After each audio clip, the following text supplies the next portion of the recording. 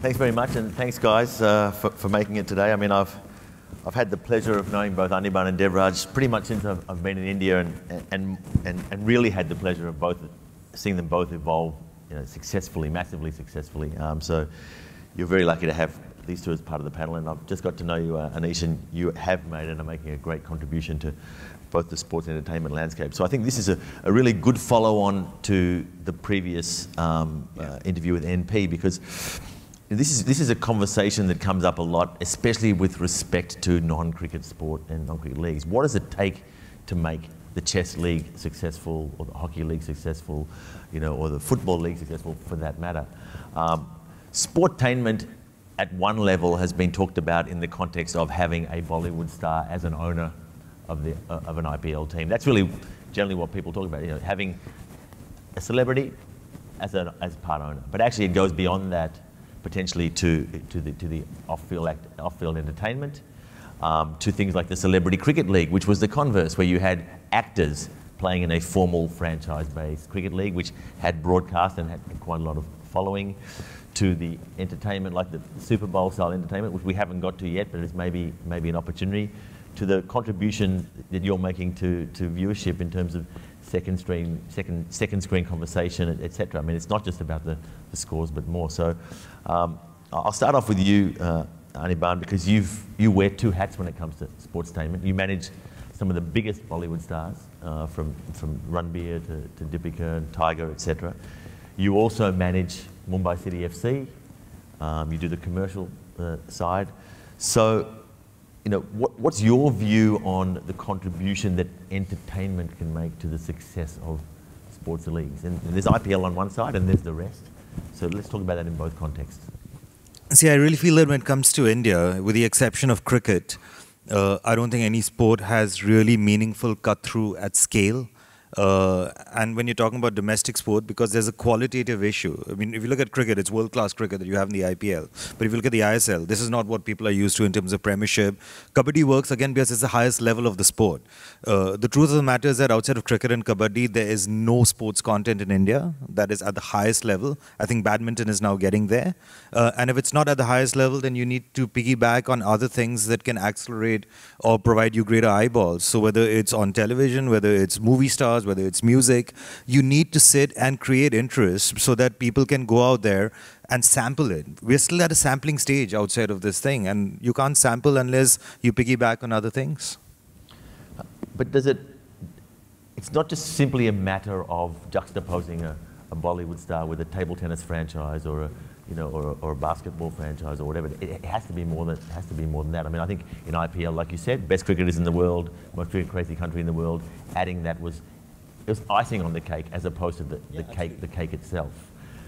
What do you've obviously, and I know you get approached on a regular basis by pretty much every other league in terms of, can this person do that, or can this person do that? What's your assessment protocol with regards to these things? I think that 90% of those leagues will go bankrupt. I mean, I've said this to you before. I think that it's a bit of a joke. When I look at the Indian sports scene and I look like, One thing about Anirban is he'll never tell you what he thinks. Yeah. You could have sort of a national gully cricket league next thing you know. But I think if something does not have actual grassroots and actual following, I don't think it's going to survive. In the last 2-3 years, I've had people approach us for a fight league, for a powerboat league, for a sailing league, for a table tennis league, for a wrestling league. Like, literally, I think we've had about 14 approaches, but the market doesn't exist. The sponsors don't exist. See, any league has 3 revenue streams, right? There's sponsorships, there's gate money, and there's broadcasting. You look at almost every one of these leagues, they have one revenue stream, which is sponsorships. You can't have a one-legged dog running. It's not going to work. It doesn't work anywhere in the world. It never will, and which is why almost each and every one of these leagues will go bankrupt. There's money to be made for us, whether it's doing some sponsorship deals, whether it's sitting and doing activation. For us as a company, we will make money. I know that there are people who will get jobs, but whether the leagues will make money, I don't think so. So you and I could probably just do this all day, but I'm going to come back to you, and then I'm going to go to these blokes in a second. But the motivation for every principal is not necessarily to make money in the short term. Right? It depends upon the basis it's constructed. Going to your second point, and I think that's the point for everyone, and going back to my selling shovels in a gold rush, there's money to be made out of these leagues. no doubt, right? The ecosystem needs everything, as NP said. There is money to be made. Whether the principals will make money initially or ever is another question, but some of them, as we know, are not motivated by P&L, but are motivated by other things. So, I think at the end of the day, like you said, it's good news for you, because there's probably, gold in them their hills. But for some of the promoters, maybe not good news because they haven't got the backing to make it go. But you look at the ISL, I think we all agree that the ISL is not going to be P&L positive for a long, long time, but it's not going anywhere. It's got Star, it's got Reliance, it's got IMG, and it's there for the long term, and that's good news for everyone. Kabaddi is the same. Yeah. Anish, let's talk a bit about some of the stuff that you guys are doing, because you really are raising the conversation. Traditionally, conversation around sport has been the scores or the players, etc. What are you guys doing to sort of bring the sport or leveraging off Sportainment and making the conversations more broader and diverse? Yeah, I think at the heart of it, Sportainment is about good storytelling, right? Even if you see cricket, for instance, before the IPL happened, there was meaningful money in cricket, but you package it, you tell people that every summer night at 8 p.m. you get to watch and sit for 4 hours and consume something that's really, really fun to go to with your friends and family.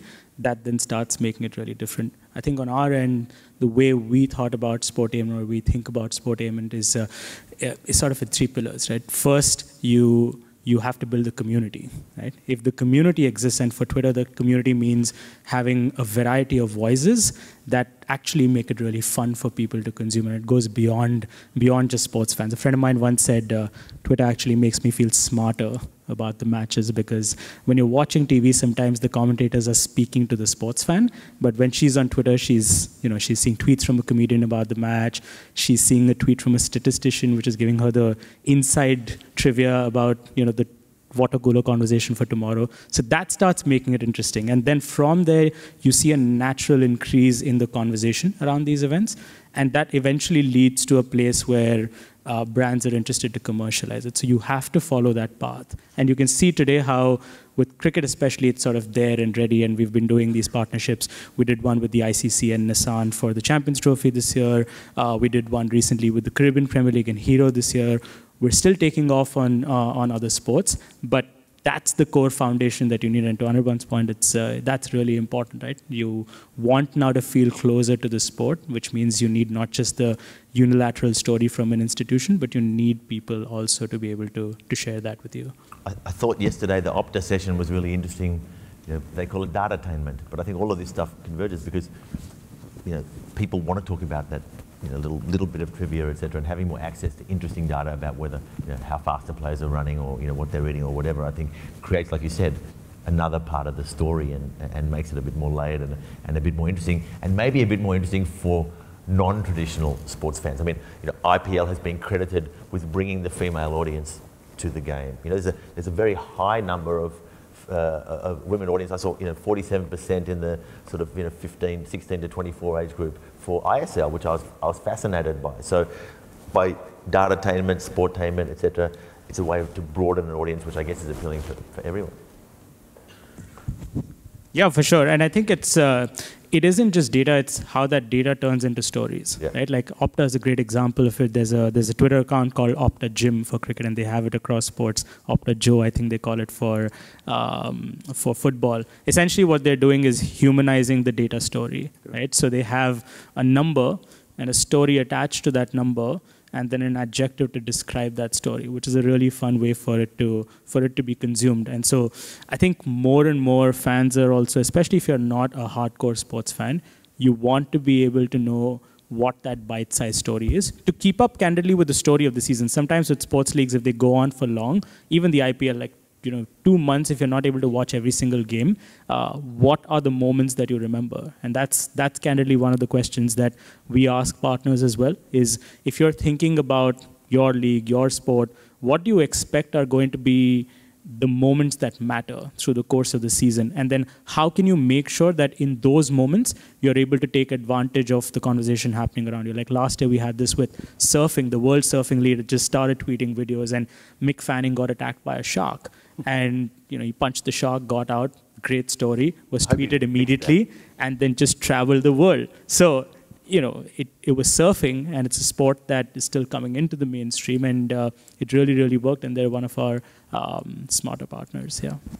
Devraj, Devraj is an extremely unique character. He spent many years working in sport. He's now filming entertainment. He's a host of a very popular reality show. I mean, if you flick the television on in India at some point, you'll see him singing like the rock star that he is. The leagues have created a massive opportunity for just pure entertainment within the leagues. You've had opening ceremonies, halftime ceremonies, the sideline entertainment. We still don't have anything coming close to the Super Bowl.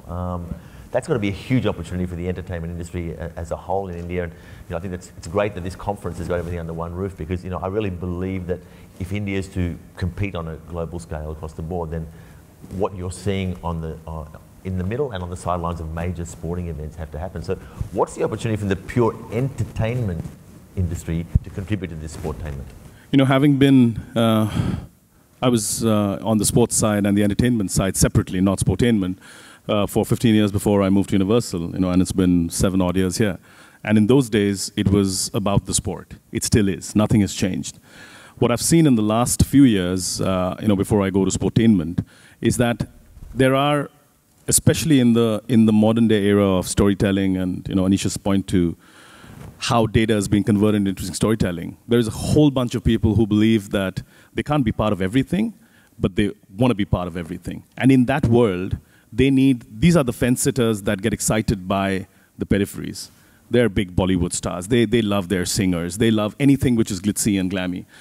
In the early years of IPL, and Ravi, you and I go back to the first year of IPL, from then, which was still pure cricket and entertainment just started coming in, to now, in the last few years, where I actually know people who've not really ever been into cricket, and I mean, not into sports, but they started watching it because it was such a glam and a glitzy thing to watch, right? There were cheerleaders who were pretty hot on screen. There was music. There was, all sorts of stuff which was not killing the sport, but making it look a lot more sexier. That, to me, is true sportainment. Going to your point about leagues, it took the US more than 100 years to create leagues. It's taken India, and now this is where India is sexy, to get a $2.35 billion deal going from broadcast television and their digital parts, less than 10 years. So obviously, all of that is not going to happen if it's pure cricket, because we've all, Anirban, me, you, we've all been part of cricket sponsorships all our lives. And we've seen some fairly large numbers. But this incremental sexiness, this incremental numbers that have started coming in, is because of this incredible packaging and the incredible storytelling on the back of that incredible packaging that is now making it a lot more viable than before. As Universal, we've been part of, not only the Super Bowl, but F1 Rocks right here in Singapore. We've been supplying entertainment into sporting arenas / games / really deep-rooted into it for a long, long time. But for us, it's always been, look, it's a great add-on. It's a great periphery. When you have boxing, when you have some great artist opening, it's great. But I think for the first time, even we're rethinking our strategy to say that actually there is a real mix in there. Because the core audience is always going to be a hardcore, true sports fan. Then there'll be a periphery, which is the storyteller who wants the bit-sized stuff that they can tell their girlfriends or bosses the next morning. And then there's a new animal who actually thinks the sum of both parts is a pretty sexy thing to be, in whatever way and mean that they can find it. So to us, I think sportainment is coming of age more and more. But at all points of time, I still take it that if the solidity of the sport and the way it's structured, and we have many, many challenges, right? Infrastructure, we don't have private-public partnerships, all of that. Once that sort of parallelly starts growing, I think we'll be in a far better shape than we are today. That leads me into a question for a sport that's very close to my heart but is suffering, and that's Test cricket, right? Do we need sportainment elements to get Test cricket back to compete with things like the IPL? I mean, if you look now, what are people saying? They're saying that the bilateral rights of the BCCI will go down because of what's been put into the IPL rights. Test cricket is probably more exciting than it's ever been in terms of the impact of IPL has made more results, games, much higher run rates, blah, blah, blah. But in order to basically revive what is a dying beast, is that the need of the day, and what sort of contribution can you all make? So maybe Anirban, you start, and then Anish. So We'll come, I personally, I'm listening to Deva's talk, and I know that I work more in entertainment than in sport, but because I completely don't buy into the notion of sportainment. I'm questioning something more fundamentally. I think if we're talking about Test cricket, I think it's a function of time in modern society and the availability of choices in terms of media. But I really feel that sport only works if there's certain purity and there's a certain authenticity to it. And I think that you can bring in entertainment pieces to draw audiences in, but this is a very superficial thing. Like I said, it's just sampling. It's not going to stick around. It's not going to last. If you're a Ranbir Kapoor fan, you might watch him at a game once, but you're not going to sit and watch him over a season year after year. I think that, for me personally, I think the idea of sportainment is one of the things that people are getting fundamentally wrong in India. It's like we have this expression of putting lipstick on a pig. That's the reality of it. Yeah, you can put as much lipstick on a pig, but if your product is a pig, it's still a pig. And that's the reality of it. So I don't think that, I think it's a bit of a red herring. You sit and talk about sportainment and all, but if your core sports product doesn't work, if your fundamentals structurally and as a business-wise don't work, then no amount of trappings will ever make it work. So look, I agree with that. I mean, I've always, sport has to come first. It's the cake. The entertainment is the icing.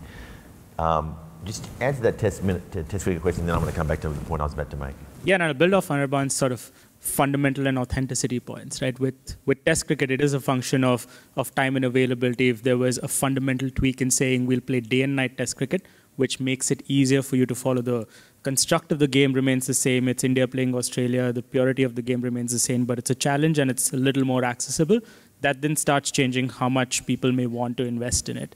And to build on the authenticity bit, especially for sportainment, I think Anirban's an example himself, right? Like where you have a football fan who's running a football club, right? And talking about it with that kind of authenticity. Sometimes you can bring whoever you want to into owning a sports team, but if they don't care about it deeply enough, like partners come to us often and say, oh, we want a huge base and audience for our team. Right? I said, actually, the audience for your league or the base for your team is the combination of your institutional voice on Twitter, along with all the players and all the owners and everyone else. If you're able to rally them together to consistently talk about the stories that you want to build, which is if you want to say we're building Indian heroes in sport, then you'd like to see the owners consistently talk about why they chose an Indian player in their team, why he is doing well, what's going on, and that then brings it up into the mainstream. So there are ways of doing it, which you still can in the sort of current environment. And sure, we are at an exciting place where not everything needs to be ideal,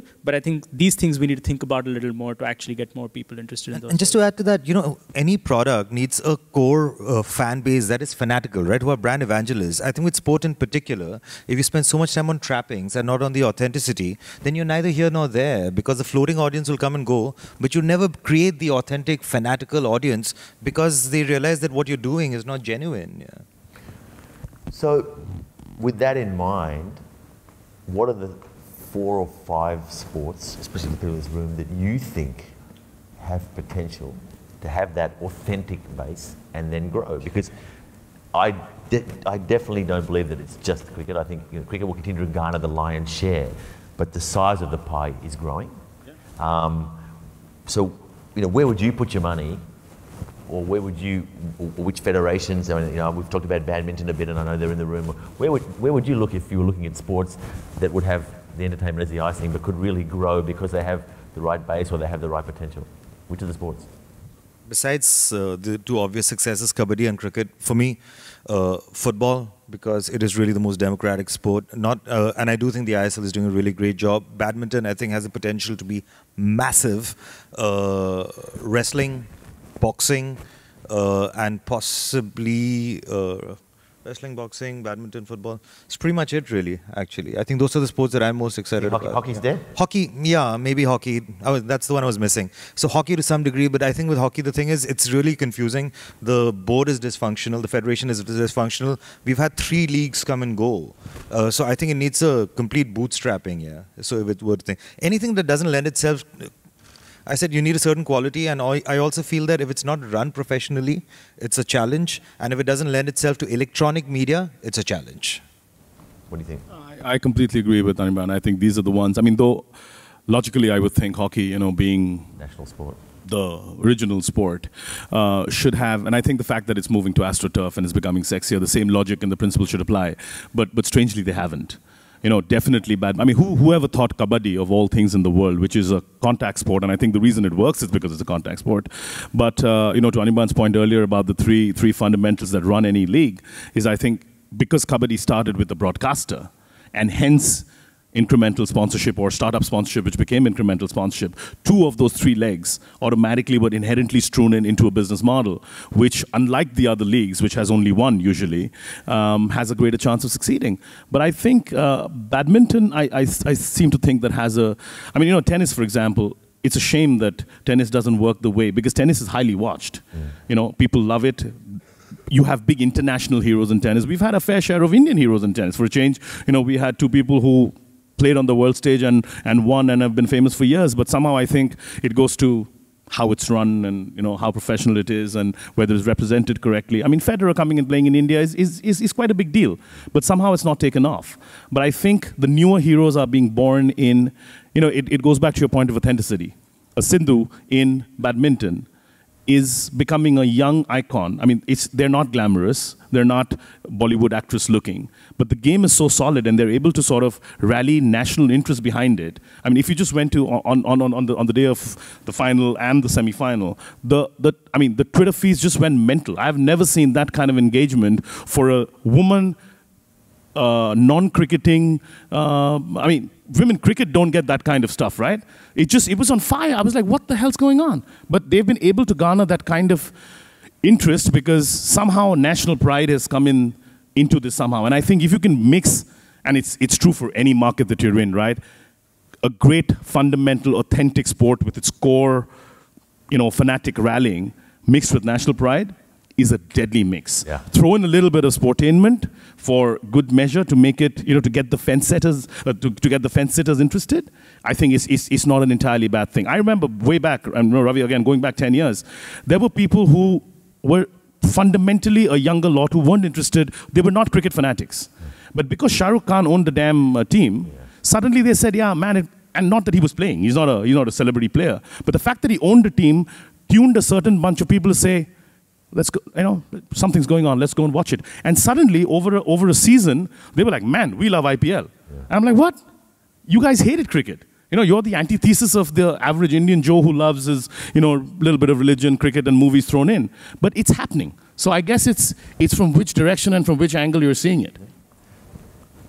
Yeah, I think there are, I feel like there are three fundamentals there, right? You want mass participation, world-beating champions, and a fan-friendly broadcast product, right? You put those three together and you ask yourself the question, which of those sports can India own the economy of, right? Like with cricket, you have, you know, the IPL is the place where the world's best athletes are naturally attracted to come because there is that intention. That's where it'll grow. I mean, to be honest, two factors, and I'm just, you know, keeping the 5 sports that I've set aside.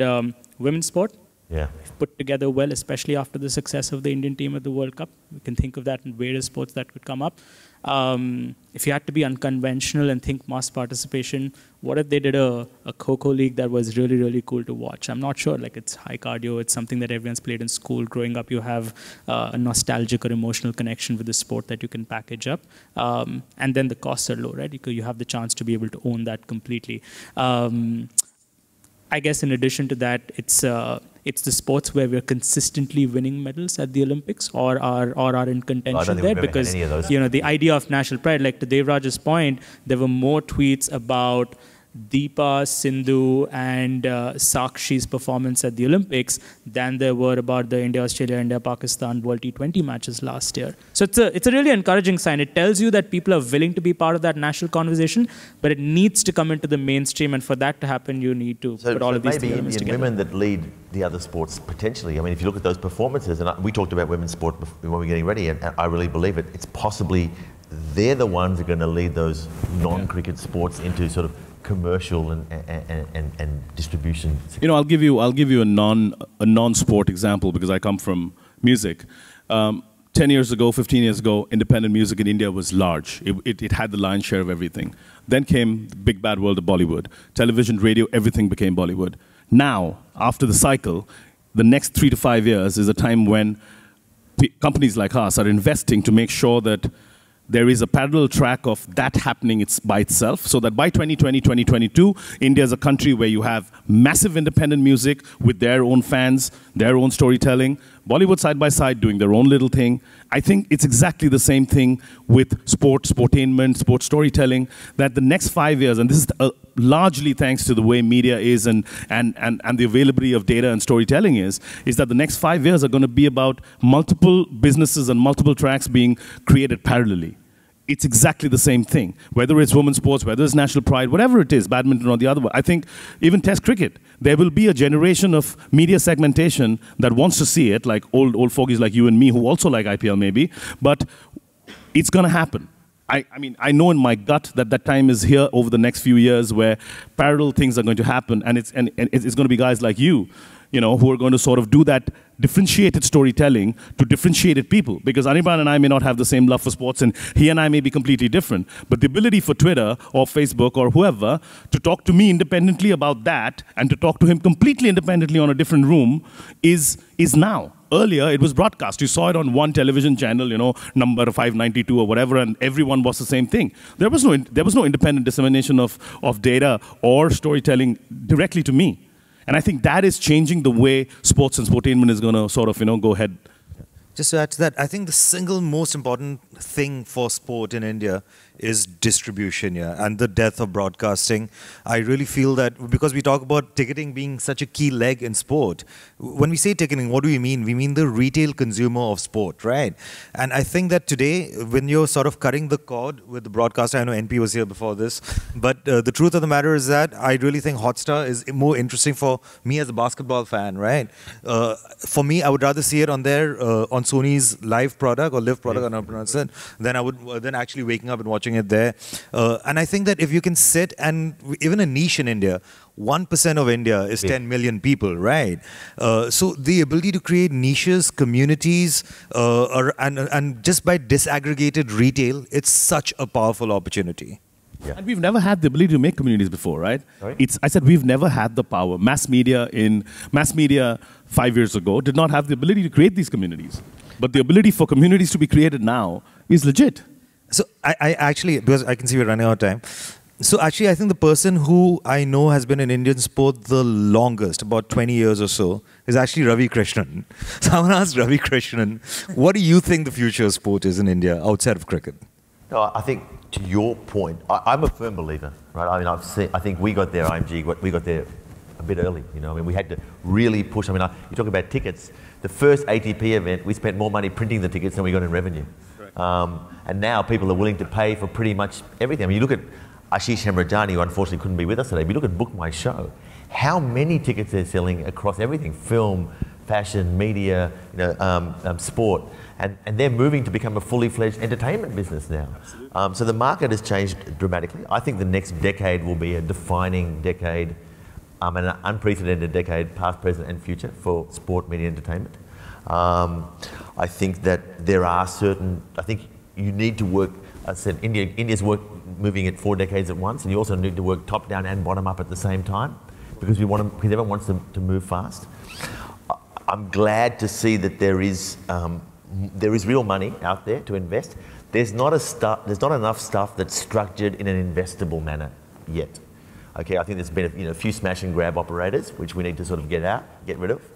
And then I think if more people like guys like you on the stage and others can come together and create investable product where the interests of the various stakeholders are aligned and not at odds, then I think many sports can thrive. And I go back to what Andrew, my boss, used to say, that the profit's in the buying. You can structure certain leagues at such a low cost compared to IPL that you can make money.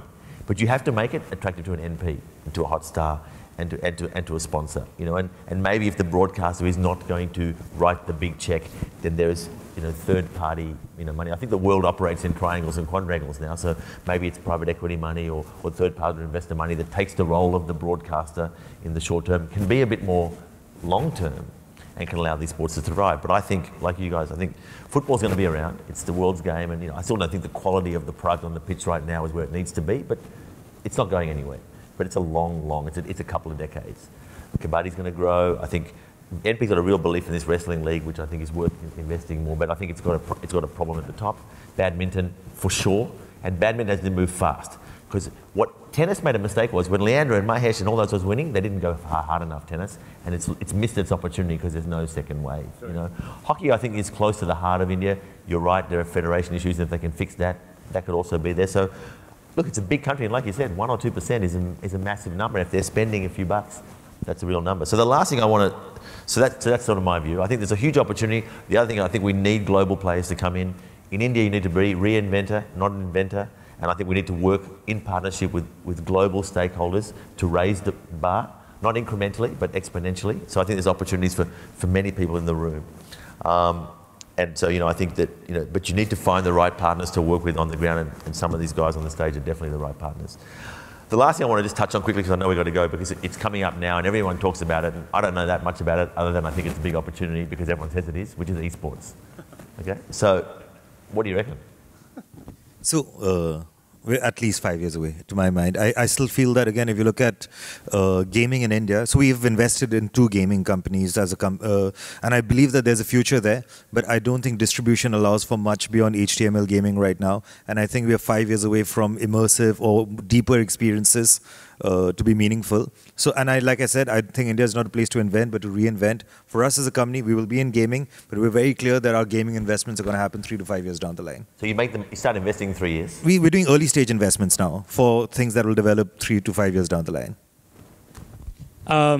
I think there's an opportunity to experience and learn from what's happening elsewhere in the world. I just heard earlier today that I think in China they're doing events where it's an e-sport event along with a concert at the same venue. So there are multiple reasons to draw people in and help them stay. And that's something, as infrastructure improves and as, I guess, connectivity improves, we'll see that changing really soon. But I think this is a time to observe, learn, and prepare. Great. Well, listen, guys, thanks very much to everyone. You know, you've got 3, you know, great operators on the stage. So if anyone's thinking about getting into India, I'd have a chat with them. Thanks very much, and thanks everyone for listening.